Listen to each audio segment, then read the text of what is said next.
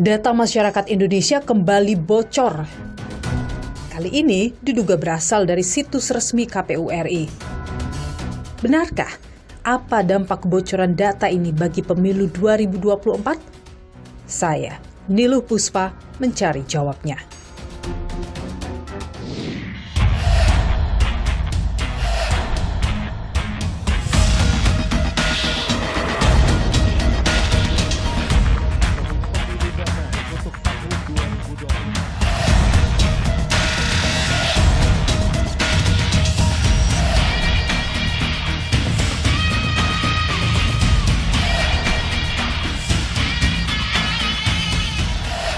Jadi ini dia mulai uploadnya itu tanggal 27 November.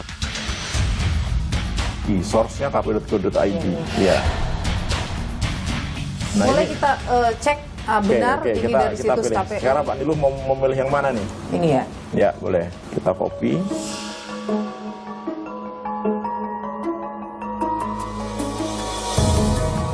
Nah, ini lucu juga nih. Saya baru tahu nih ada daftar DPT yang belum terdaftar nih. Ya. Kita coba yang atasnya. Ini hanya sebagian kecil dari masalah besar yang bisa muncul dengan lemahnya sistem KPU. Loh iya loh, backdoor itu tidak bisa ditemukan oleh tim gabungan yang sekarang ini membantu KPU. Bisa digunakan orang untuk masuk, hacker untuk masuk, untuk mengacak-ngacak hasil perhitungan pemilu. Dugaan kebocoran data dari situs KPU. Itu ya, sejauh ini bagaimana investigasinya? Gugus Tugas Keamanan Siber KPU sedang melakukan penelaahan terhadap hal tersebut. Saya juga sempat mengecek ya, itu lengkap sekali ya, NIK sampai dengan TPS-nya di mana. Kemudian saya coba untuk mengecek NIK itu ke situs KPU dan itu muncul nama beserta dengan TPS-nya. Hari pencoblosan pemilu serentak 2024 sudah di depan mata. 14 Februari mendatang, masyarakat Indonesia akan menentukan calon pemimpin bangsa untuk 5 tahun ke depan. Lantas, sudah tahukah Anda siapa saja yang akan Anda pilih selain calon presiden dan calon wakil presiden pada hari pencoblosan? Anda akan memilih calon anggota DPRD tingkat kota atau kabupaten tempat Anda tinggal di kertas suara berwarna hijau. Lalu Anda juga akan memilih wakil Anda di tingkat provinsi pada kertas suara berwarna biru. Dan saudara jangan lupa, Anda juga harus memilih calon Anda di parlemen atau DPR RI pada kertas suara berwarna kuning.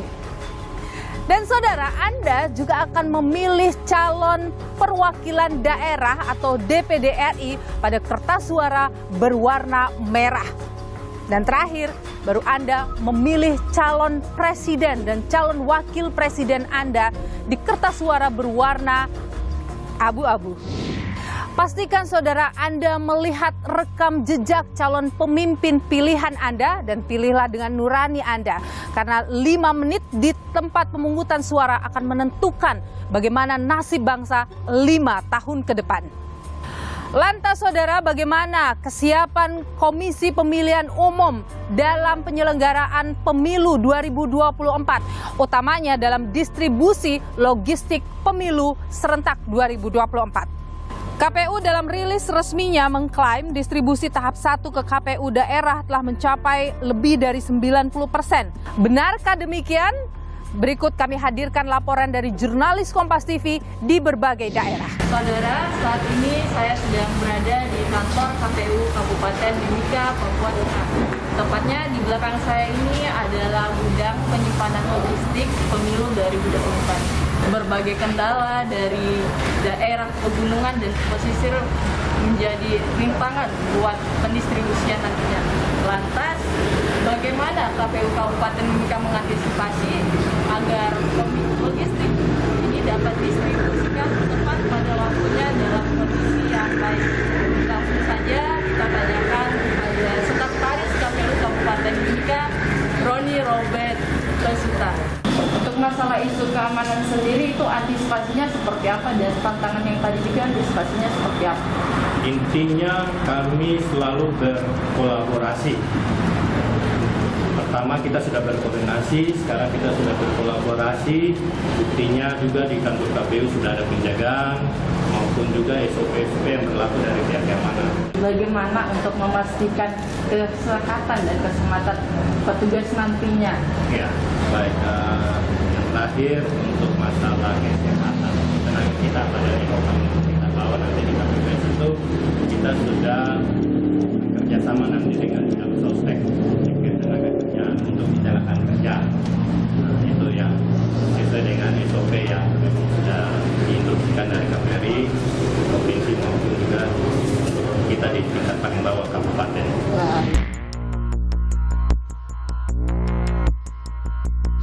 Saat ini saya sedang berada di kantor KPU Minahasa Utara, Provinsi Sulawesi Utara. Dan untuk lebih jelasnya kita akan mengetahui seperti apa distribusi logistik tahap 1 di Kabupaten Minahasa Utara. Kita akan mewawancarai Ketua Komisi Pemilihan Umum Kabupaten Minahasa Utara, Hendra Lumanau. Pak, saat ini bagaimana persiapan dan perkembangan terkini dari distribusi logistik pemilu tahap 1 di Minahasa Utara? Ya, untuk Minahasa Utara khususnya ya KPU tahap 1 logistik kita telah kita terima ya. Minahasa Utara ini memiliki kurang lebih ada 7 wilayah kepulauan ya. Ada 18 desa kurang lebih ada di wilayah kepulauan. Yang pasti kita setelah punya langkah-langkah untuk pendistribusian. Pengalaman-pengalaman yang sudah ada kemarin-kemarin yaitu sudah menjadi bagian daripada langkah-langkah mitigasi yang kita lakukan untuk menjawab tantangan dalam rangka mendistribusikan logistik pemilu ke wilayah kepulauan. Seperti apa nanti petugas di lapangan memastikan kondisi kesehatannya pada saat nanti pelaksanaan pemilihan umum 2024 seperti apa di Kabupaten Minahasa Utara? Rekrutmen yang nantinya akan kita lakukan khususnya lagi untuk KPPS yang akan bertugas di TPS itu semakin selektif. Ya.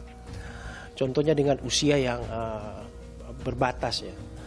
Dan selanjutnya juga disertakan dengan pemeriksaan kesehatan. Itu wajib dilakukan dalam sebagai pemenuhan persyaratan rekrutmen KPPS.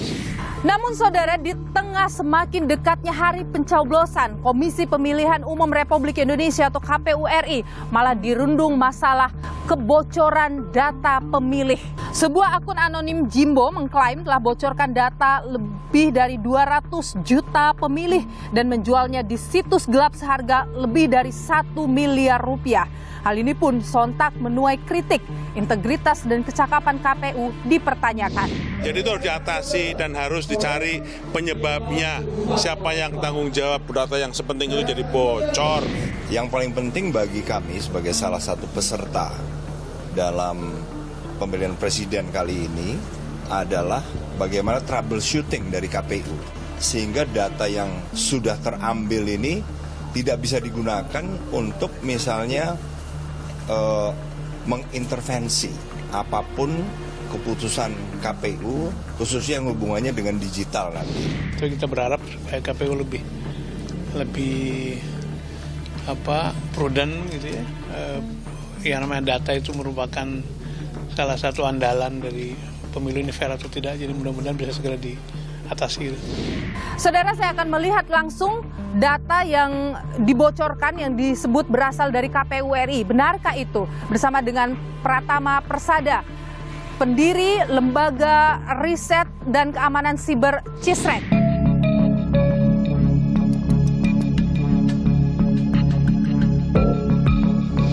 Kebocoran data KPU membuat publik mempertanyakan integritas dan juga kemampuan KPU nanti dalam menyelenggarakan pemilu 2024. Apa sebenarnya dampak dari kebocoran data ini dan juga benarkah sistem KPU itu lemah sekali? Kita perbincangkan hal ini, saudara. Bersama saya sudah hadir Pratama Persada, pendiri Lembaga Riset dan Keamanan Siber CISRED. Bung Pratama, terima kasih sudah bersama Nilu. Sehat selalu. Sehat, terima kasih Mbak Nilu. Jadi kalau kita bicara soal kebocoran data KPU, itu benar dan itu fatal? Kalau yang dapat saya analisis gitu, ini adalah benar-benar data DPT ya, gitu, karena sampel data yang diberikan begitu banyaknya, ada 500.000 sampel, Kemudian secara random check kita coba checking ke cek DPT-nya KPU dan ternyata semuanya valid gitu. Ini terdaftar sebagai DPT yang ada di KPU. Oke, benar dari situs KPU. Nah, kalau dari situs KPU ini harus dilakukan digital forensik sebenarnya. Cuma kalau kita lihat format datanya, format data yang ada dalam sampel database tersebut, ini adalah format data SQL. SQL itu adalah format data database begitu yang diambil dari server. Nah, gini, di dalam field data tersebut ada nomenklatur kodifikasi TPS, kodifikasi kelurahan, kodifikasi kecamatan, ada NIK, ada KK. Siapa sekarang yang punya data ini di Indonesia gitu dengan nomenklatur ini selain KPU? Kan nggak ada. Jadi hanya KPU. Kemudian juga si Jimbo ini, si hacker yang melakukan peretasan dan melakukan penjualan data, itu berhasil mencuri 252 juta data lebih dari server ini gitu, yang dia bilang server KPU gitu. Dan 252 juta data itu ternyata banyak data-data yang kembar. Data kembar itu artinya double satu ada nama. double. Dan itu dari situs KPU, bisa saja di KPU juga terdapat data yang itu yang double itu. Itu yang saya belum memperdalam lagi ya gitu. Kenapa kok bisa ada double di KPU? Karena doublenya dan angkanya itu besar. Loh, 252 juta, kemudian menjadi 204 juta. Sekitar hampir 50 juta kan iya. gitu data kembarnya itu gitu. Ya kan? Kan bahaya kalau jadi suara gitu. Betul ya sekali. Kan? Kita boleh lihat nggak sih, Anda bisa membukakan kepada kami situs yang bisa banget itu. Jadi ini dia mulai uploadnya itu tanggal 27 November jam 9.21 waktu ini ya mereka gitu.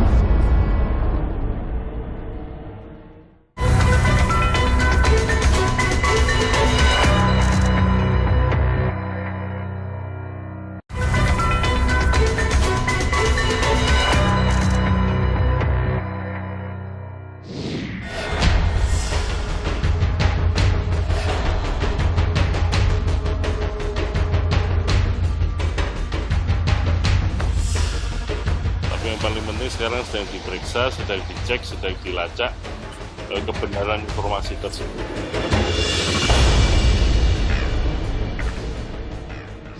Kita boleh lihat nggak sih, Anda bisa membukakan kepada kami situs yang bisa banget gitu. Oke.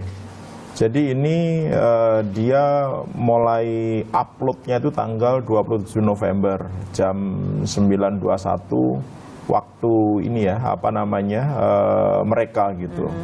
Nah, dia bilang bahwa dia berhasil melakukan pencurian ke situs kpu.go.id, source-nya kpu.go.id. Ya. File formatnya SQL. SQL itu adalah format database SQL gitu yang biasa digunakan oleh sistem aplikasi berbasiskan web untuk menyimpan database-nya. Gitu. Jadi ngambilnya bukan dari file Excel, bukan dari file dokumen atau file lain, dia langsung ngambil dari file database yang ada di server. Gitu. Artinya dia masuk sebagai admin. Nggak mungkin kalau nggak sebagai admin dia bisa ngambil data ini gitu. Karena dia bisa mengakses semuanya. Dia mau mengakses semuanya, dia mau ngopi semuanya, dia mau ngerubah apapun itu suka-suka dia. Bisa dilakukan olehnya tanpa disadari oleh pihak KPU. Nah, kalau KPU memiliki sistem monitoring yang cukup bagus, ya, memiliki tim admin yang cukup bagus, harusnya disadari. Ini yang agak aneh adalah hampir 4 hari ini gitu. Belum ada rilis dari KPU gitu, belum ditemukan tanda-tanda adanya peretasan ini gitu. Ini untuk masuk sebagai admin itu susah tidak dilakukan oleh hacker? Tergantung metodenya gitu. Kadang-kadang sangat gampang sekali gitu. Kadang-kadang juga memerlukan berbagai macam cara metode karena ini seperti trial and error gitu. Pakai cara ini nggak bisa, cara ini nggak bisa, cara ini nggak bisa gitu. Tetapi ketika si hacker ini menemukan celah keamanan, dia akan melakukan scanning nih. KPU akan di-scan semuanya, kemudian akan ditemukan nih celah-celah keamanan yang bisa dijadikan pintu masuk oleh si hacker ini. Oke, lebih Gitu. jauh nanti kita bicarakan Ya. soal sistem keamanan KPU apakah memang Ya. sangat lemah. Kita coba Nah, lihat ini kita lagi masuk, datanya. kemudian dia memberikan sampel. Kemudian dia juga memberikan link untuk memvalidasi data yang dia berikan. Oke. Ya, gitu. Nah, Ini jadi dia- ini data ini- yang dia berikan. Ini datanya gitu, sampel datanya. Ini ada apa? Ada arsip ID, ada NIK, ada KK, nomor KTP, kabupaten ID, kemudian apa? Kelurahan ID, jenis kelamin dan lain-lain gitu. Sampai nanti ada apa namanya kodifikasi TPS dan lain-lain gitu. Nah, Boleh ini kita cek benar oke, ini kita dari situs pilih. KPU. Sekarang Pak Niluh mau memilih yang mana nih? Ini ya. Ya, boleh. Oke. Oke, ini ya. Kita copy. Ini. Ini kan kita lihat tuh namanya siapa nih? Ini. Ini ya. Ya. Tapi saya harus S menyamarkan gitu ya. namanya. S. Inisialnya S gitu ya. Nah, sekarang kita buka yang tadi diberikan, cek DPT. Ini adalah websitenya dari KPU. Oke. Cek dptonline.kpu.id. Ini tinggal kita paste saja di sini nomor NIK-nya, kemudian kita cari.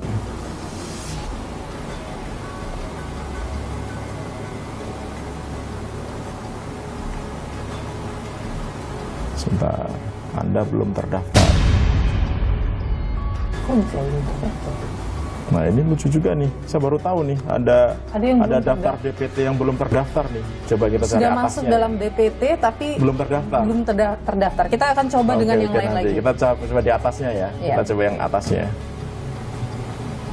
Kita coba yang di atasnya. Nah, ini masuk nih. Belum terdaftar. Nah, kalau ini kan langsung ketahuan tuh. Namanya siapa, dari TPS berapa, Ya. kemudian di kelurahan apa, kecamatan apa, kabupaten apa. Alamat lengkapnya juga ada. Ini hanya sebagian kecil dari masalah besar yang bisa muncul dengan lemahnya sistem KPU. Loh, iya dong. Masalah lebih besar lagi yang bisa terjadi Gini. apa kalau dalam ini Anda? Orang begitu dia berhasil masuk ke dalam sistem, bisa masuk ke dalam database, artinya apa? Dia bisa mengakses ke dalam sistem tersebut kan? Nah, kalau dia bisa mengakses, dia pasti bisa naruh apapun di dalam situ. Apa yang Anda khawatirkan? Kalau saya sebagai hacker gitu, saya nggak akan membiarkan apa namanya sistem ini begitu saya curi datanya, kemudian saya nggak bisa masuk lagi. Saya pasti akan naruh backdoor dalam sistem tersebut. Dan Anda Gitu. curiga itu terjadi? Saya pikir pasti melakukan itulah. Hacker itu hampir nggak ada yang nggak melakukan gitu, Oke. kecuali hacker-hacker yang ini ya. Dan apa yang mungkin bisa dilakukan ketika mereka ada di dalam sistem? Kalau apa backdoor itu tidak bisa ditemukan oleh tim gabungan yang sekarang ini apa membantu KPU, kalau tidak bisa ditemukan gitu, artinya masih ada celah keamanan gitu yang nanti di tahun 2024 bisa digunakan orang untuk masuk, hacker untuk masuk, untuk mengacak-ngacak hasil perhitungan pemilu. Kebayang nggak kalau misalkan ketika KPU mengumumkan hasil pencoblosan begitu, tiba-tiba hasil yang diumumkan di websitenya KPU itu berbeda dengan hasil perhitungan manual yang dilakukan dari berjenjang dari TPS sampai ke pusat gitu. Bedanya misalkan 20 juta gitu. Kira-kira akan ribut nggak? Pasti ribut, pasti akan gaduh gitu. Walaupun KPU selalu bilang bahwa enggak dong, yang sah menurut undang-undang itu adalah perhitungan manual betul. lembar C1 yang ada di TPS. Iya benar gitu. Tapi masyarakat yang melihatnya dari sistem yang ada di KPU. Betul. Yang Sistemnya kemudian- itu kan online, Iya. ya kan? Kalau sistemnya itu nggak kuat, apa terjadi? Bisa di take down atau bisa dirubah isinya. Jadi kalau sekarang harus misalkan ditemukan backdoor itu. Iya, dan harus diperkuat. Oke, ini kan sampai dengan sekarang KPU belum memberikan penjelasan yang Iya. sangat detail ya terkait dengan temuan ini ya. Iya. Menurut Anda memang butuh waktu sebegitu lama untuk memperbaiki sistem ini ataupun mencari masalahnya, celahnya di mana? Itu tergantung kerusakannya ya gitu. Oke. Jadi kalau misalkan nggak terlalu parah gitu, itu dalam hitungan jam aja udah beres sebenarnya. Jadi kalau misalnya sampai Gitu. berhari-hari, Kalau berhari-hari saya curiganya gitu, ini sampai dalam nih. Jadi bukan hanya data DPT yang bocor, tapi nanti sampai kredensial, sampai orang-orang yang punya akses, sampai orang-orang yang bisa login ke sistem KPU. Jangan-jangan sudah bocor juga gitu. Tapi kalau kita bicara soal manual vote, kemudian e-vote, itu kan sebenarnya jadi perbincangan juga di tengah masyarakat. Apa plus minusnya manual vote dan juga e-vote ini elektronik? Ya, jadi kalau manual vote sebenarnya bisa dicek ya dari mulai ujung sampai ujung. Itu untuk direkayasanya susah sebenarnya, kecuali ada permainan saksi gitu. Jadi masih sedikit lah celah keamanannya gitu. Tapi waktunya prosesnya lama, kan butuh berhari-hari kan untuk mendapatkan hasil yang full semuanya gitu. Kalau e-vote gitu sebenarnya cukup bagus karena apa? Pada saat yang sama, detik yang sama kita bisa tahu komposisi hasil perolehan suaranya. Cuma ini kan kita berbicara dengan teknologi. Teknologi itu bisa kita amankan, gampang mengaman teknologi. Jadi kita memverifikasi hanya satu orang yang bisa melakukan vote gitu, kemudian kita menggunakan enkripsi, penyandian yang cukup tinggi untuk menjamin integritas datanya gitu, sehingga hasilnya nanti bisa ditampilkan sesuai dengan apa adanya. Tapi kita berhubungan dengan orang-orang. Orang-orang ini trusted nggak gitu. Kalau orang-orang nggak trusted, ya sama aja. Gitu, sistem sudah kita jagain gitu, tapi ternyata di situ ada yang bermain macam-macam gitu, sehingga yang ditampilkan itu bukan hasil vote yang menggunakan e-voting. Dalam pemilu yang akan datang misalnya mungkin tidak Indonesia bisa melakukan mungkin kalau pemerintahnya kalau saya sih pro e-vote ya gitu. Saya pro. Kenapa? Karena susah merekayasanya sebenarnya. Secara teknologi akan susah direkayasa. Kita menggunakan digital signature, kita menggunakan encryption gitu, sehingga akan susah untuk direkayasa gitu ya. Jadi harusnya susah direkayasa. Tetapi kembali lagi, orang-orangnya ini nanti harus dipilih orang-orang yang memang berintegritas gitu, yang mengelola ini, minimal admin-adminnya itu, sehingga apa dipastikan hasilnya itu benar-benar hasil yang sesuai dengan apa yang dicoblos oleh masyarakat gitu. Baik, Pak Pratama Persada, pendiri Lembaga Riset dan Keamanan Siber CISREC. Terima kasih atas pandangan Anda di Nilu, sehat selalu. Terima kasih. Pak Idam, yang juga menarik pada saat proses sudah mendekati hari pencoblosan adalah ada kebocoran data, dugaan kebocoran data dari situs KPU. Dugaan ya? Iya, makanya saya katakan dugaan. Itu sejauh ini bagaimana investigasinya?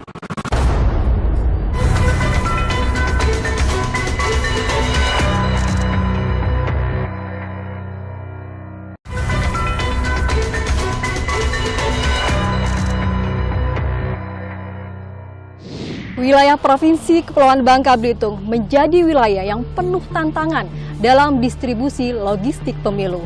Beberapa kendala diantaranya cuaca ekstrim, mengingat sejumlah TPS terdapat di pulau-pulau terluar yang sulit diakses alat transportasi. Lantas, bagaimana KPU Kepulauan Bangka Belitung mengantisipasi agar logistik pemilu dapat sampai tepat waktu dalam kondisi yang baik? Kita tanyakan Bapak Husin, Ketua KPU Kepulauan Bangka Belitung.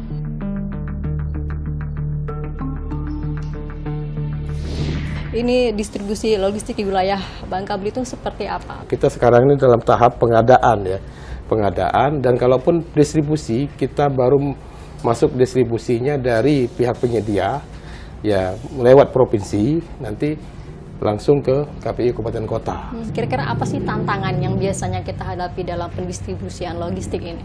Bicara tantangan, saya coba beberapa kali ke Belitung berkomunikasi dengan nelayan, dengan masyarakat di situ. Ya memang sekarang beritanya lagi diangkat terkait kendala. Ya karena berdasarkan alam, ternyata di bulan Februari itu dipastikan itu musim barat namanya. Katanya, kata orang Belitung nelayan, ya jangankan kita yang mau ngirim, nelayan aja nggak bisa nelayan ke situ. Iya. Ya, nah ini jadi kendala. Nah, kendala ini udah kita mulai petakan. Kalau memang ternyata posisinya di Pulau Belitung itu terkendala cuaca dan gelombangnya gelombang tinggi, ya kita juga nanti sudah berkoordinasi dengan pihak Angkatan Laut dalam ini ya Bakamla juga yang mereka memiliki kapal yang lebih canggih. Terima kasih informasinya Pak. Ya, selamat bertugas kembali. Terima kasih Bu. Ya. Saudara, tugas berat menanti KPU di sisa waktu jelang pencoblosan. KPU diharapkan mampu menyelenggarakan pemilu 2024 dengan baik tentu saja, dan tentu menyosialisasikan juga di sisa waktu ini bagaimana kesiapan KPU jelang pemilu 2024. Kita perbincangkan hal ini bersama saya, saudara. Sudah hadir Komisioner KPU Idam Holik. Pak Idam, terima kasih sudah bersama Nilu, sehat selalu. Terima kasih Mbak, sama-sama. Iya, jadi Pak Idam, sampai dengan sekarang persiapan untuk pemilu 2024 utamanya logistik pemilunya ini sudah seperti apa? Logistik tahap pertama yang meliputi kotak suara, bilik, tinta, segel sudah tercetak sebanyak 98,6%. Dan sudah terkirim sebanyak 95%. Ya, artinya perencanaan dan pelaksanaan produksi logistik tahap pertama ini lebih awal daripada yang direncanakan. Dalam artian dalam rentang waktunya ini lebih cepat. Sejauh ini ada kendala apa yang ditemui, misalnya baik itu dari sisi pencetakannya ataupun dari sisi distribusi, misalnya ada hal. Kemarin kami mendapatkan informasi ada driver trucking, supir truk yang membawa logistik pemilu di Bali wafat. Kelelahan. Nah, mungkin kelelahan di Bali. Ini kita jadi khawatir di 2019 lalu kan kejadian banyak petugas KPPS yang meninggal dunia, ini tidak akan terjadi kan nanti? Enggak, insya Allah lah. Apa itu Pak untuk mengantisipasi hal seperti itu? Ya, saat ini kami sedang melakukan rekrutmen KPPS. Ya, dalam rekrutmen KPPS itu batasan usianya 17 sampai dengan 55 tahun. Kita tahu bahwa calon-calon KPPS dengan usia yang muda itu potensinya memiliki imunitas ataupun ketahanan tubuh yang lebih baik. Dalam proses rekrutmen tersebut, ya, rekan-rekan PPS diharapkan memprioritaskan atau mampu merekrut KPPS dengan usia yang muda. Kan kemarin sudah merilis ya jadwal debat kandidatnya. Nanti itu teknisnya akan seperti apa Pak? Apakah ada yang berbeda dengan 2019 yang lalu? Pada dasarnya sama. Ya, pada dasarnya sama. Ya, debat pasangan calon presiden wakil presiden itu tujuannya adalah pendalaman visi, misi dan program yang disampaikan oleh pasangan calon presiden tersebut kepada KPU pada saat pendaftaran di rentang tanggal 19 sampai dengan tanggal 25 Oktober yang lalu. Pemilu serentak 2024 ini kan tidak hanya memilih calon presiden dan calon wakil presiden. Betul. Ada juga memilih anggota DPR RI, DPD RI ya Pak ya? Betul. Contoh surat suaranya sudah ada Pak? Oh ada. Udah, boleh kita lihat? Boleh ini dong, biar boleh. masyarakat juga tahu ya seperti apa contoh surat suaranya. Nah, ini 5 jenis surat suara yang nanti akan diterima oleh pemilih sesuai dengan alamat TPS di mana mereka akan menggunakan hak pilihnya. Ini ada surat suara untuk pemilu presiden dan wakil presiden. Perhatikan, di sini ada color bar atau ada warna, ya. Ya, ini warnanya abu-abu. Ya, dan setiap bagian depan surat suara itu berbeda color barnya atau warnanya, ya. Ini abu-abu, di belakangnya juga ada abu-abu, ya, yang bertuliskan KPPS, ya, termasuk nama ketuanya, serta nanti surat suara ini akan ditandatangani oleh ketua KPPS. DPR RI, ya, ini warnanya ini kuning. Ya, nanti ada 84 dapil. 84 dapil. Ya, 84 jenis surat suara. Oke, jadi ini akan dan setiap dapil itu ukurannya bisa jadi berbeda karena komposisi calon anggota legislatifnya. Tapi kurang lebih akan seperti ini tampilannya ya. Nanti. Tampilannya seperti ini ya. Ada partai-partai kemudian dengan jadi ada 4 ya, ada 4 partai di setiap barisnya. Oke, nah ini untuk DPD nanti. Kalau DPD warnanya merah ya, color barnya. Ya, merah color barnya. Nanti pastikan semuanya ya dipilih, jangan. Ya, ini merah. Ini ada 38 daerah pemilihan, berarti ada 38 jenis surat suaranya. Oke. Ini untuk provinsi ya. Nah, Nanti surat suara DPD yang paling banyak di Indonesia itu ada di Jawa Barat. Ada 54 calon DPD yang di dalam surat suara, berarti dia lebih panjang ke bawah. Oke. Ya. Baik. Ini untuk DPRD provinsi. Ini DPRD provinsi.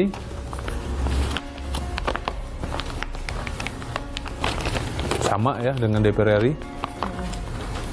Ada biru, ini ada kode dapil.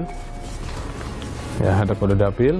Sama, ini juga ada kode dapil untuk memudahkan identifikasi petugas KPPS ya, dan memastikan petugas sortir pada saat melakukan pelipatan bahwa ini adalah benar dapilnya. Oke. Dan nanti yang hijau ini untuk DPD, Ya. DPRD Kabupaten Kota. Gitu DPRD ya? Kabupaten Kota. Oke, baik.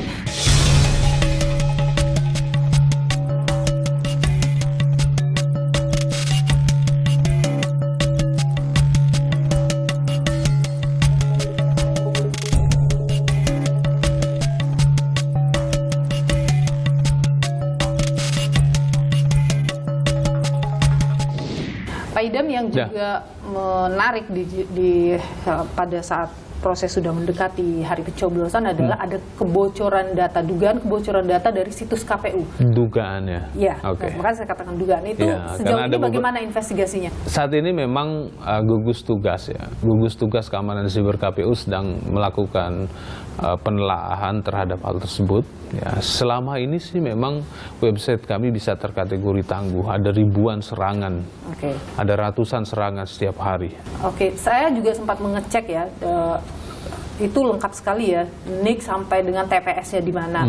Kemudian saya coba untuk mengecek NIK itu ke situs KPU dan itu muncul nama beserta dengan TPS-nya. Nah, sekarang pertanyaannya, apakah betul data tersebut bersumber dari situs cek DPT online ataupun situs Sidali? Ini kan perlu investigasi lebih mendalam. Dan itu butuh waktu yang sangat lama untuk investigasi. Informasi yang disampaikan demikian kepada kami, ya kita tunggu saja proses seperti apa. Yang jelas pada kesempatan ini, saya ingin menyampaikan bahwa di bulan Desember ini KPU harus sudah mulai memproduksi atau mencetak salinan DPT untuk kepentingan pemberian suara di TPS, ya, dan proses itu tidak terganggu sama sekali. Oke, jadi Anda masih meyakini, KPU masih meyakini data itu belum tentu dari KPU? Perlu informasi yang pasti nanti dari gugus tugas. Oke, Pak Idam Holik, Komisioner KPU atau Komisi Pemilihan Umum Republik Indonesia. Terima kasih sudah berbagi informasi dan pandangan di Nilu. Sehat selalu.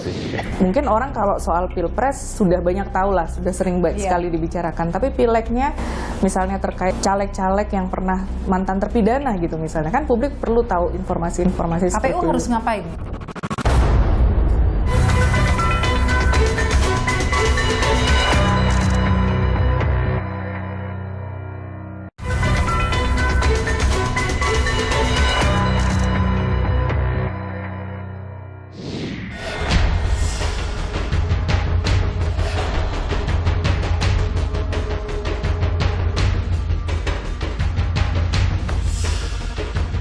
Paling penting sekarang sedang diperiksa, sedang dicek, sedang dilacak kebenaran informasi tersebut.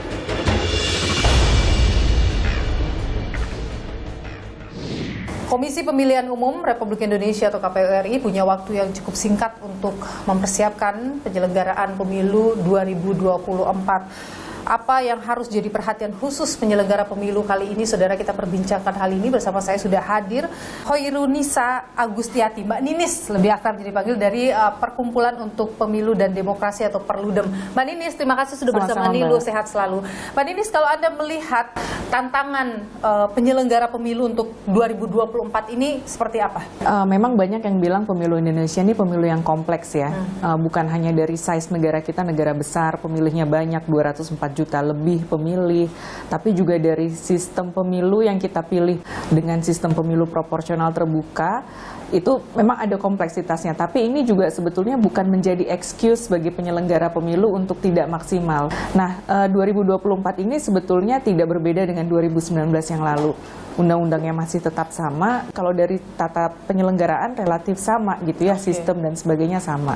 Nah, sekarang KPU sudah melakukan apa, kan pertanyaannya itu, sudah melakukan apa untuk untuk menghadapi kompleksitas pemilu yang sama dengan 2019 yang lalu. Misalnya 2019 yang lalu banyak penyelenggara pemilu yang meninggal dunia gitu misalnya. Atau misalnya dari sisi pemilihnya, dari angka partisipasi orang hadir ke TPS tinggi 81%. Tapi suara tidak sahnya juga tinggi untuk DPR. Sekitar 11%, 17 juta suara itu tidak sah. Nah sekarang KPU memitigasinya bagaimana? Nah memang kemarin pasca 2019 ada upaya untuk membuat harusnya proses di TPS itu bisa lebih efisien.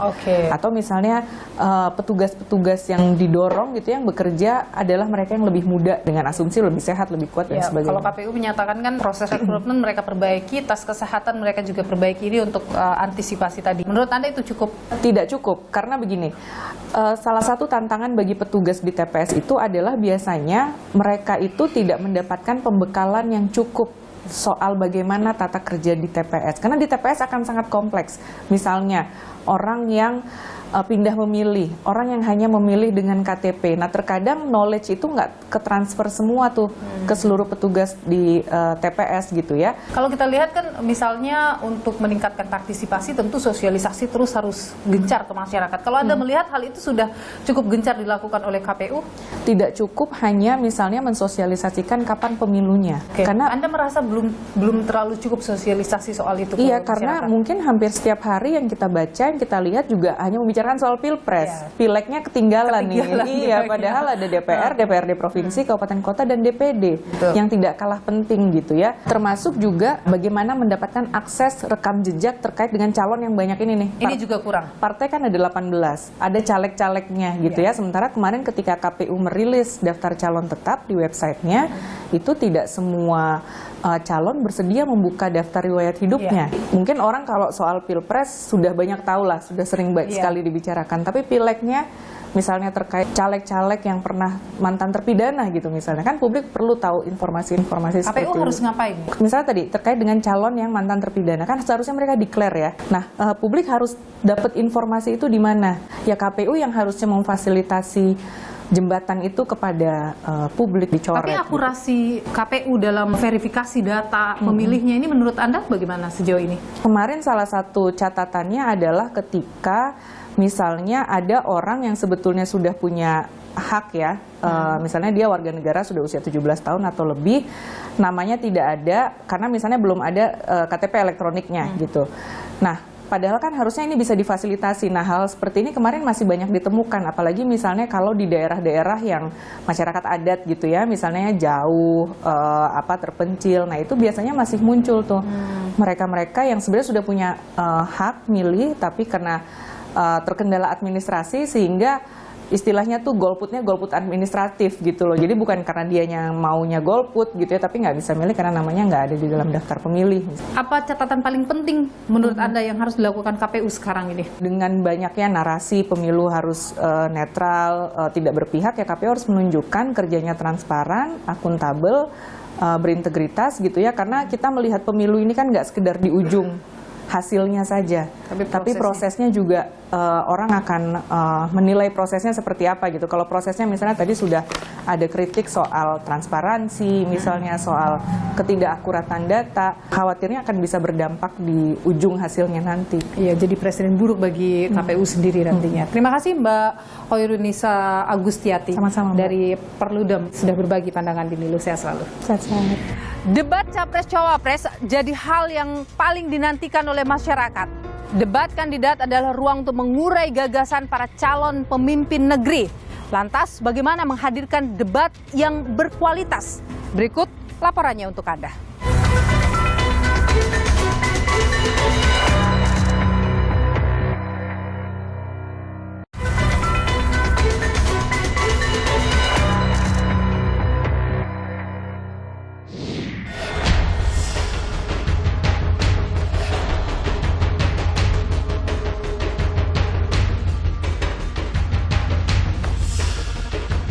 Paling penting sekarang sedang diperiksa, sedang dicek, sedang dilacak kebenaran informasi tersebut.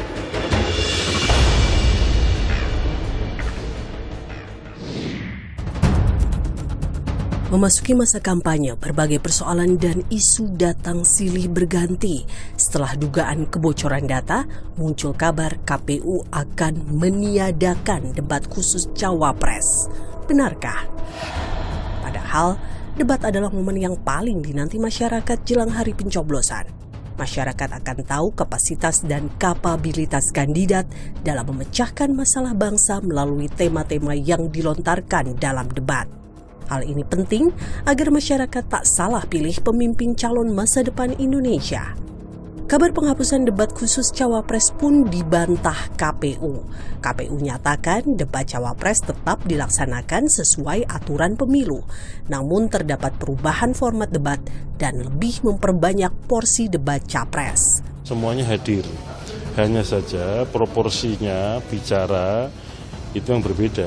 Pada saat debat Capres maka proporsinya Capres untuk bicara lebih banyak ya. Ketika debat Cawapres maka proporsinya Cawapres juga yang lebih banyak. Perubahan dadakan format debat sontak menuai reaksi dari masyarakat termasuk ketiga Cawapres.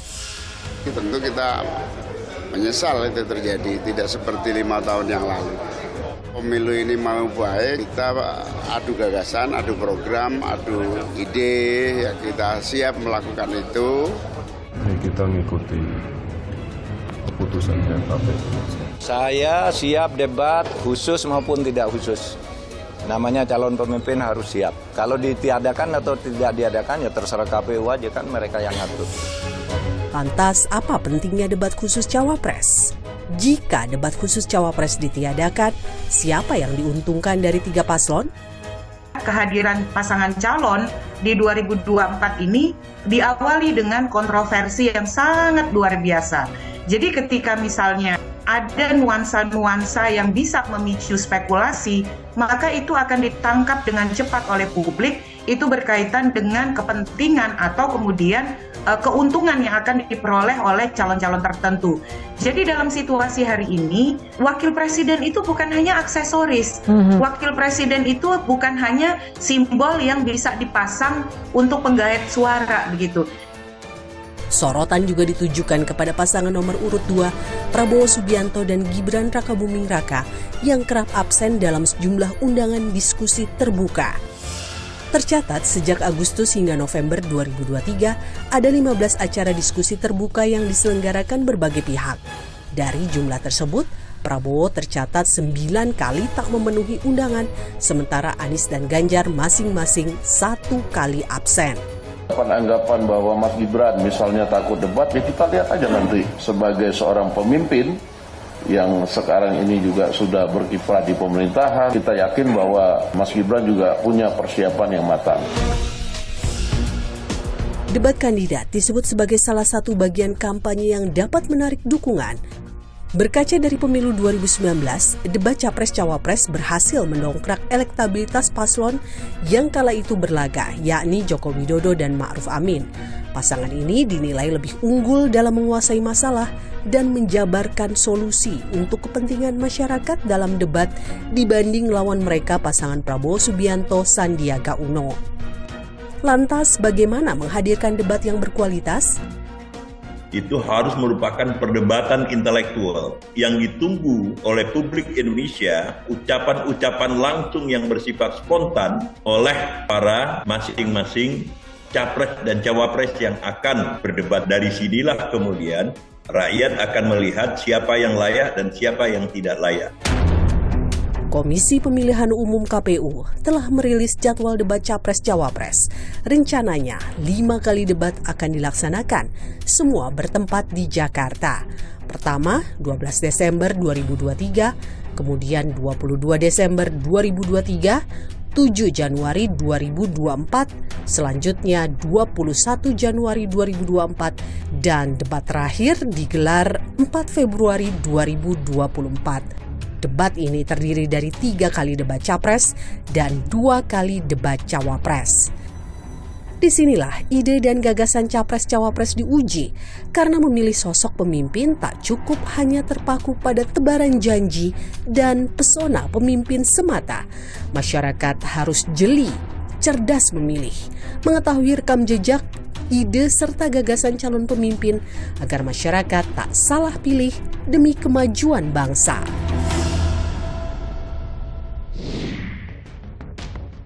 Menjaga kepercayaan publik memang bukan perkara mudah, butuh bukti nyata yang tak terbantah.